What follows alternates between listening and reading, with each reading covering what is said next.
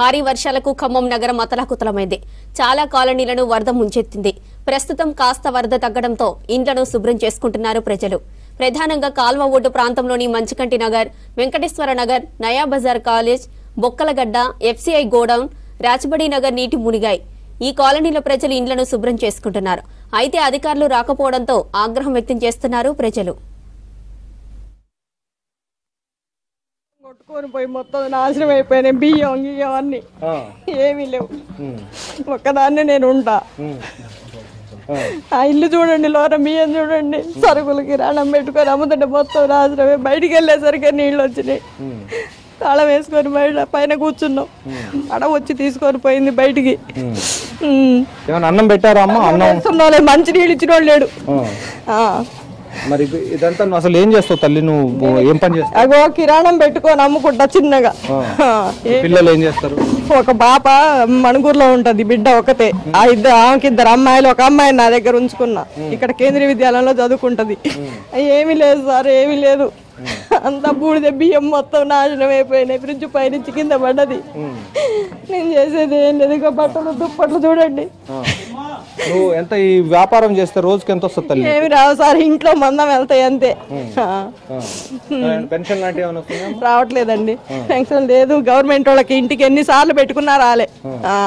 ఇన్నేళ్ల నుంచి కిరాయిలకే వస్తున్నా నేను. ఇది ఇప్పుడు కిరాయిలేనమ్మా? కిరాయి అండి, కిరాయి. అంటే గతంలో ఎప్పుడైనా జరిగిందా ఇట్లా? ఇదివరకు వచ్చింది కానీ ఇక్కడ దాకే వచ్చింది సార్. అప్పుడు నష్టం ఏం జరగల. పోయిన 13 నెలల క్రితం వచ్చింది. 13 నెలల క్రితం వచ్చింది. నడుములోతే వచ్చింది, ఏం కాలే. పైన సదురుకున్నాం. ఈసారి ఉధృతంగా వచ్చింది. బయటికి మనుషులు వస్తే చాలన్నట్టుంది. ఏం శుభ్రం చేస్తామండి మేము? ఒక ఫ్యాన్ లేవు, ఏమి అసలు ఉన్నాయి. మొత్తం 2 స్టేరీల వరకు వెళ్ళిపోతే ఏముంటుందండి మాకు? మాకు 2 స్టేరీల వరకు వెళ్ళిపోతే ఏముంటుంది? కనీసానికి తినటానికి, ఇలా వండుకొని తినటానికి కూడా మాకేమీ లేదు. ఏంది మేము బతకాలి? ఎట్ట బతకాలి? ఏం ఆధారం ఏమీ లేకుండా దేవుడు మమ్మల్ని ఎట్ట సృష్టిస్తుందో, ఎట్ట బతికిస్తుండో మాకైతే తెలీదు.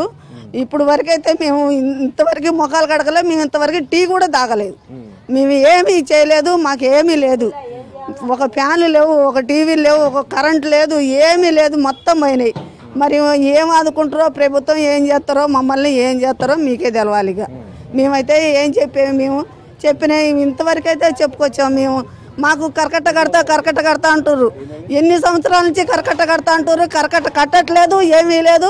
ఇగో ఇట్ట చేస్తున్నారు. ఇట్ట అయిపోతుంది మా బతుకులు. మరి ఇప్పుడు 30, 40, 50 ఏళ్ల నుంచి ఇదే పది అయితే ఇదే వరదలు వస్తున్నాయి. ఈ వరదలకి మేము తట్టుకోలేకపోతున్నాం. 2-3 రోజులు శుభ్రం చేయడానికి ఇల్లు పడుతుందండి. 2-3 రోజులు పడుతుంది. కనీసం గవర్నమెంట్ ఈ రోడ్డు మీద ట్యాంకర్లతో నీళ్లు పోయాలి కదండి. చూసారు అసలు రోడ్డు ఎట్లుందో? నిన్న వచ్చిపోయింది, ఇప్పుడు దాకా ఒక ట్యాంకర్ రాలే.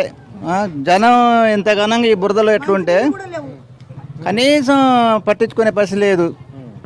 గత గవర్నమెంట్ అయితే స్పందన ఎట్లా బాగుండే. అసలు ఈ గవర్నమెంట్ నిద్రపోతుంది. అసలు కనీసం ఇంత పెద్ద వరద వస్తుంటే అలర్ట్ చేశారా? మాకు వరద వస్తుంది, మీరు అలర్ట్గా ఉండండి, ఖాళీ చేయండి అని చెప్పినోడే లేడు, వచ్చినోళ్ళు లేరు. ఇంత స్పీడ్గా ఎప్పుడు రాలే. ఉదయం 6 గంటలకు ఆడ స్టార్ట్ అయితే సాయంత్రం 6-7 వచ్చేది. 7 దాకా స్లోగా వచ్చేది. ఈసారి అన్ఎక్స్పెక్టెడ్గా గంట లోపు 7కి వచ్చినాయి అక్కడి నుంచి. అసలు ఇక మొత్తం వదిలేసి పోయిన సామాన్లు చూడండి ఎట్లా అసలు అడ్డగోలుగా ఎట్లా మునిగి ఎట్లా పైకి తేలినాయో.